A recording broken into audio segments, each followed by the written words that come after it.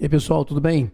Estamos aqui para começar agora a falar nesse nosso curso de atos de ofício para o Tribunal de Justiça de Minas sobre juiz e auxiliares da justiça.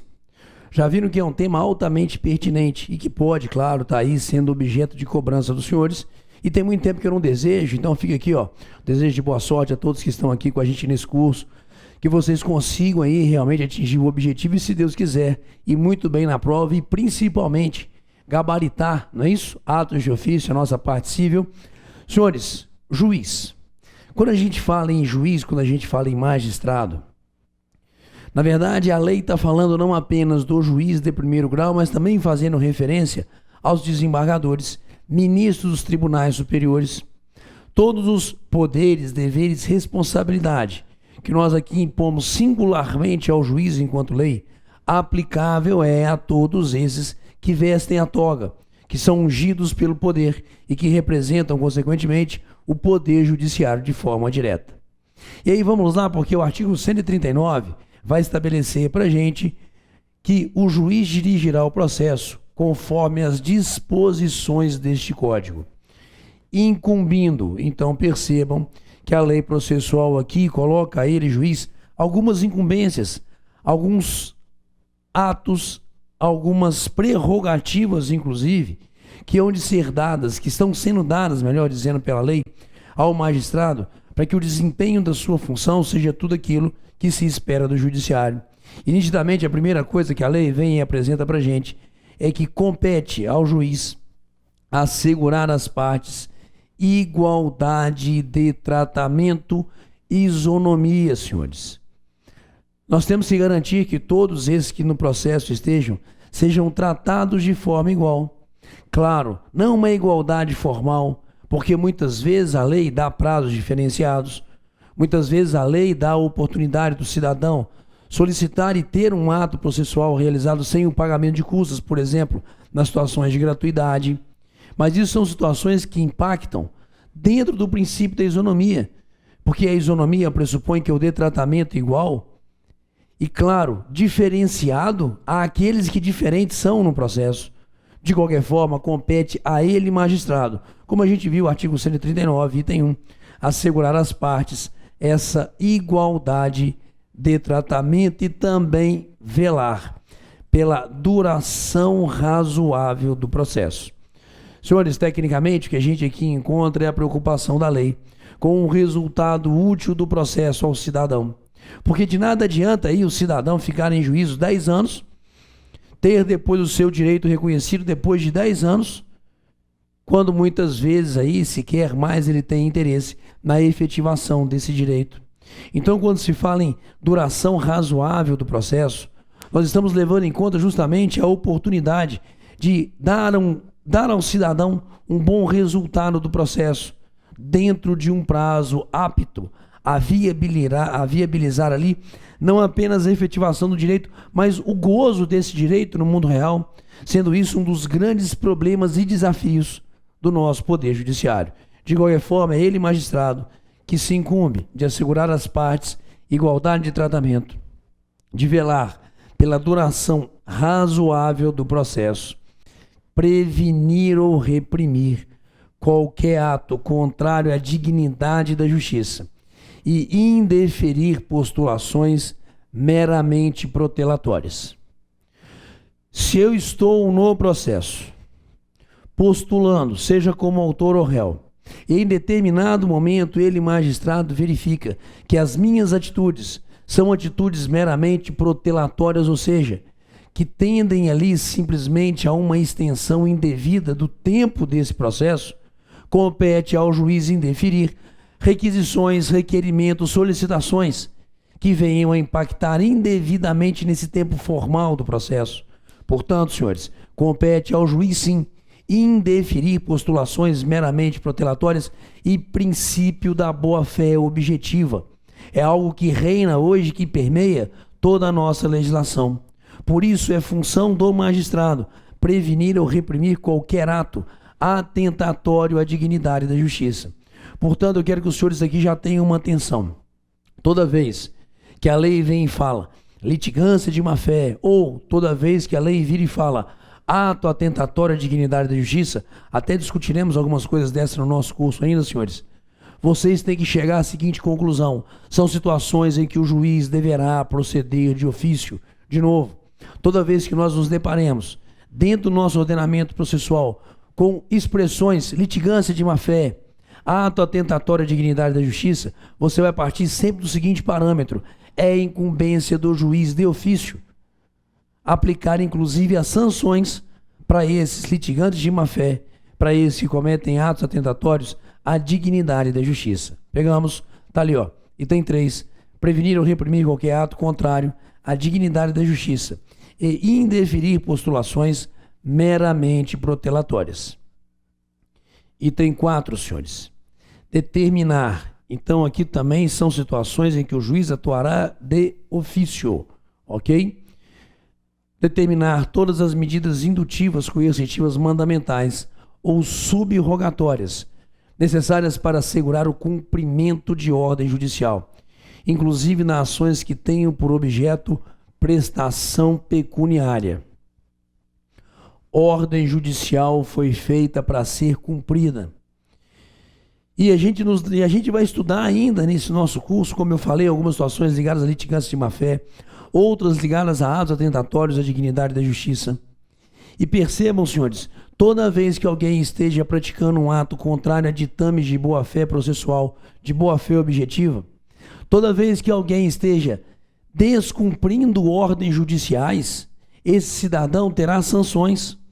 E essas sanções por descumprimento de ordem compete a ele, magistrado, determinar de ofício. Portanto, de novo, 4, tá ali, ó.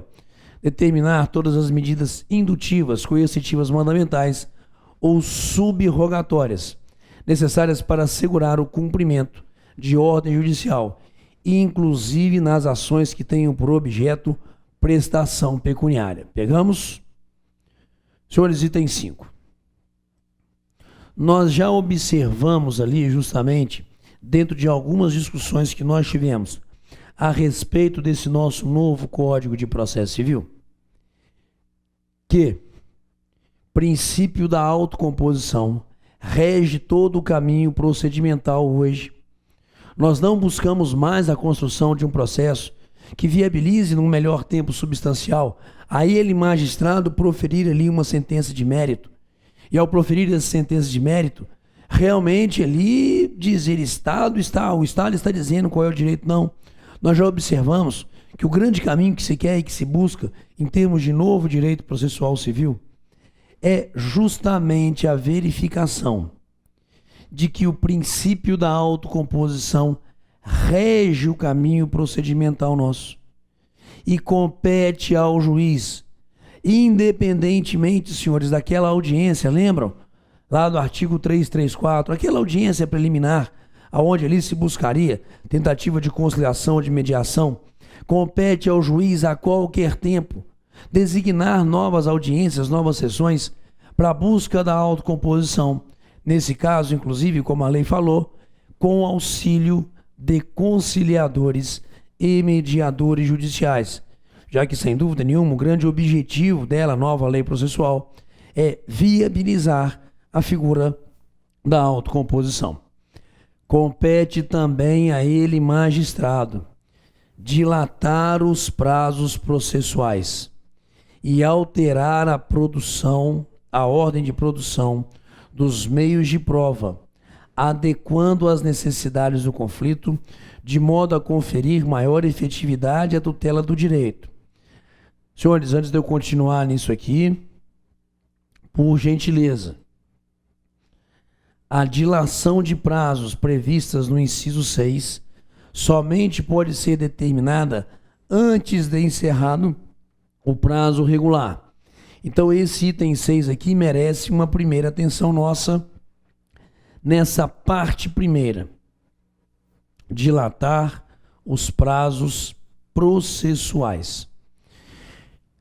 Senhores, nitidamente a lei ainda fala em prazo peremptório, mas aqui a lei está dando um permissivo para o juiz dilatar todo e qualquer prazo do processo.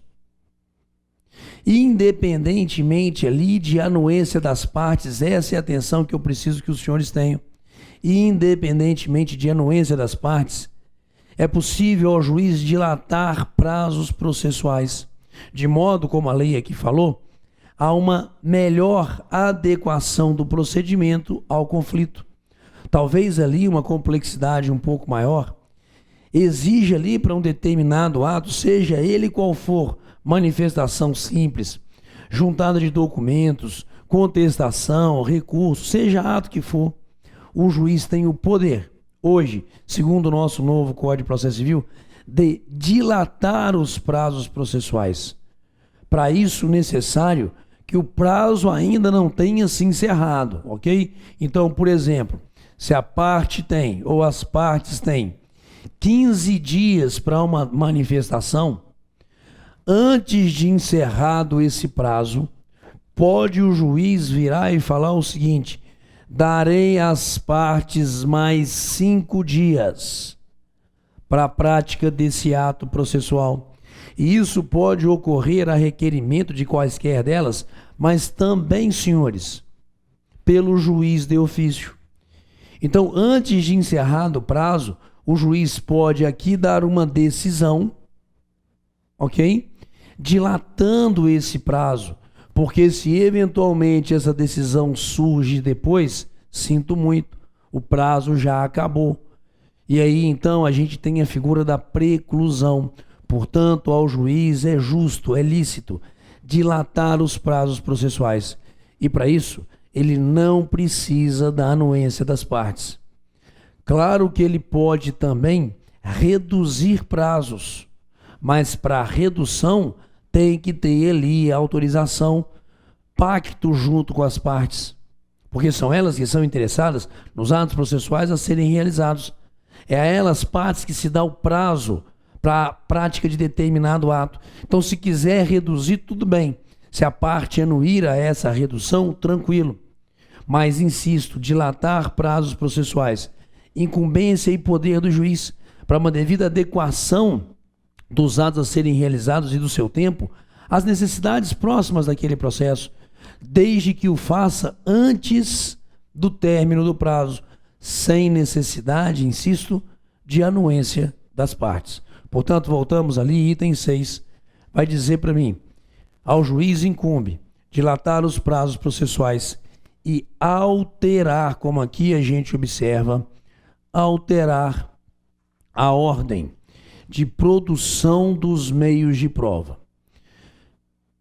Senhores, claro, adequando as necessidades do conflito, de modo a conferir maior efetividade à tutela do direito. Dilatar os prazos e alterar a ordem de produção dos meios de prova. Se a gente pega o Código de Processo Civil, por exemplo, inicialmente a gente observa ali que seria realizada uma perícia.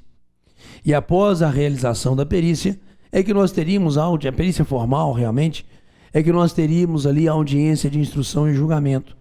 Aonde ali nela, a audiência de instrução e julgamento, nós ouviríamos testemunhas, depoimento pessoal, até mesmo ouviríamos esclarecimentos do perito. Nada impede que o juiz inverta essa ordem de produção de provas. Nada impede que ele, magistrado, venha inicialmente e nos fale o seguinte: primeiro nós vamos ouvir essas testemunhas em audiência, depois eu quero a perícia, até mesmo se necessário. Então, dentro dessa ordem, senhores, ao juiz é dada essa incumbência, pode julgar para mim, para que a gente possa criar ali uma devida adequação às necessidades do conflito, bem como conferir maior efetividade à tutela do direito. Poderá o magistrado dilatar os prazos processuais, desde que o faça antes do término do prazo, sem necessidade, senhores, de situações ali das partes, de anuência delas, bem como alterar a ordem de produção dos meios de prova. Claro, insisto, por decisão fundamentada. Não é só o juiz querer também não, brother. Não tem ele que adequar essa dilação do tempo do ato processual, a inversão ali de situações probatórias. Não tem ele que adequar às necessidades do conflito, de modo a conferir maior efetividade à tutela do direito. Porra, então, peraí, isso é uma decisão do magistrado, ok? Continuemos. 7. Exercer o poder de polícia, requisitando, quando necessário, força policial, além da segurança interna, dos fóruns e tribunais. Compete ao juiz exercer o poder de polícia. Claro que muitas vezes pode... Gente, eu vou falar para vocês, por exemplo, pode parecer sacanagem, mas pior que a audiência criminal é a audiência de família. Velho, de vez em quando rola uma brigaiada, mulher querendo subir em cima da mesa para dar no ex, aí vira aquela zona. Claro que compete ao juiz não apenas determinar ali que as situações das próprias audiências sejam realizadas com urbanidade, mas, porra, que também não hajam agressões verbais ou físicas entre as partes ou os envolvidos ali. Portanto, inclusive, se necessário, joga ali, ó, tem ele, juiz, sim, o poder de exercer o poder de polícia, requisitando, quando necessário, inclusive, força policial. Claro, todo fórum tem ali os seus seguranças. O juiz pode requisitar a presença desses seguranças ou mesmo convocar força policial convencional, exercendo ali o poder de polícia. Senhores, o item 8 é bastante interessante, porque o juiz pode determinar a qualquer tempo o comparecimento pessoal das partes para inquiri-las sobre os fatos da causa, hipótese em que não incidirá a pena de confesso. Se a gente está determinando ou designando uma audiência de instrução e julgamento, ao determinar ali uma audiência de instrução e julgamento, senhores, e intimarmos a parte para comparecer, ela pessoalmente, para prestar depoimento pessoal, se ela, a parte, não comparecer, penalização, confissão. Os fatos alegados contra ela passam a ser verdadeiros, porque, na verdade, nós convocamos a parte para essa audiência de instrução e julgamento para prestar depoimento pessoal, ela, a parte pessoalmente intimada, não compareceu. Confissão. Aqui não, aqui nós temos a designação de uma audiência especial, de uma audiência de esclarecimentos, para que o magistrado possa inquirir as partes ali, sem a formalidade da pena de confissão, sobre eventuais atos que estejam no processo, que para ele ainda não estejam muito claros. Isso aqui não é aquela audiência onde, de repente, a parte não compareceu, confissão. Ou se a parte falar alguma coisa contrária ao que está nos autos, gera confissão. Aqui não. Aqui é muito mais uma informalidade. Uma forma das partes do juiz estarem em interação para a busca de um melhor resultado do processo. Portanto, é função, incumbência do juiz. Item 8. Determinar a qualquer tempo o comparecimento pessoal das partes para inquiri-las sobre os fatos da causa. Hipótese, insisto, isso aqui é que é fundamental, em que não se incidirá a pena de confesso. Se eu fosse colocar algo em prova, eu tiraria esse não do meio do caminho e tornaria, portanto, a assertiva falsa. Ok? Bom, também compete ao magistrado determinar o suprimento de pressupostos processuais e o saneamento de outros vícios. Por exemplo, existe um recurso chamado agravo de instrumento, ok? Esse recurso de agravo de instrumento, senhores, ele é interposto diretamente no tribunal, então ele leva cópias dos autos originários. E existem algumas cópias que a lei tornam obrigatórias. A própria lei mitiga hoje um caminho que a jurisprudência trilhava, porque a jurisprudência nossa falava o seguinte: não juntou peça obrigatória, inadmissibilidade do recurso. Não mais. Hoje a própria lei fala que o juiz deverá dar prazo à parte para regularização.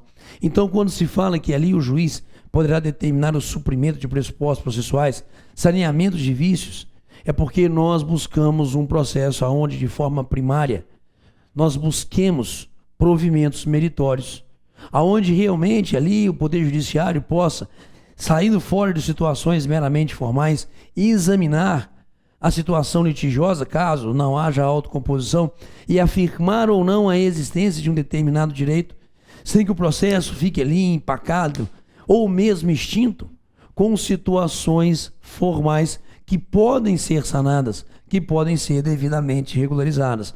Portanto, um alto salto qualitativo na visão nossa do processo, quando agora compete ao juiz determinar o suprimento de pressupostos processuais e o saneamento de outros vícios.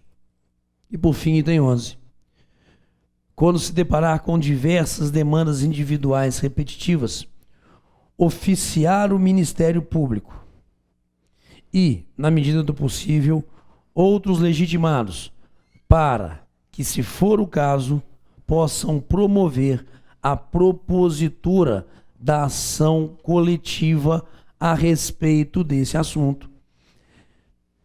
Uma outra vertente que o Código busca explorar muito, senhores, é da coletivização dos direitos, me permitam assim falar. Claro que eu posso ter várias demandas individuais, nessas demandas individuais, cada cidadão buscando o seu direito, mas de repente, derivado ali da mesma situação fática. Por exemplo, o consumidor, senhores, pode ou não determinada empresa aí estar corriqueira e sistematicamente afetando o direito dali de uma enormidade de consumidores. Podemos ter ações coletivas no âmbito de consumo reprimindo ou mesmo punindo práticas contratuais abusivas. Então, se o juiz começa a se deparar com várias demandas individuais, aonde ali ele percebe uma potencialidade desse fornecedor estar lesando uma gama de consumidores, é incumbência dele oficiar Ministério Público ou Defensoria Pública, que são legitimados para a propositura de demandas coletivas, para que possam, na verdade, promover a ação coletiva respectiva. Pegamos, senhores, artigo 139, joga para mim de novo. Eu quero que os senhores decorem, por favor, nessa ênfase, quais são justamente essas incumbências do juiz. Assegurar às partes igualdade de tratamento, velar pela duração razoável do processo, prevenir ou reprimir qualquer ato contrário à dignidade da justiça e indeferir postulações meramente protelatórias. Determinar todas as medidas indutivas, coercitivas, mandamentais ou subrogatórias necessárias para assegurar o cumprimento de ordem judicial, inclusive nas ações que tenham por objeto prestação pecuniária. Promover a qualquer tempo a autocomposição, com auxílio, claro, preferencialmente, não é o tal do obrigatoriamente. Nessas aulas comigo, os senhores já observaram como que isso tem extrema relevância. Promover a qualquer tempo a autocomposição, preferencialmente com auxílio de conciliadores e mediadores. Dilatar os prazos processuais, alterar a ordem da produção das provas. Poder de polícia, determinar a qualquer tempo o comparecimento pessoal das partes para inquiri-las sobre fatos, lembrando, hipótese em que não incidirá a pena de confesso. Determinar o suprimento de pressupostos processuais, saneamentos de outros vícios e, quando se deparar com demandas individuais repetitivas, oficiar aqueles que são legitimados, para, se for o caso, promover a ação coletiva respectiva. Pegamos? Beleza?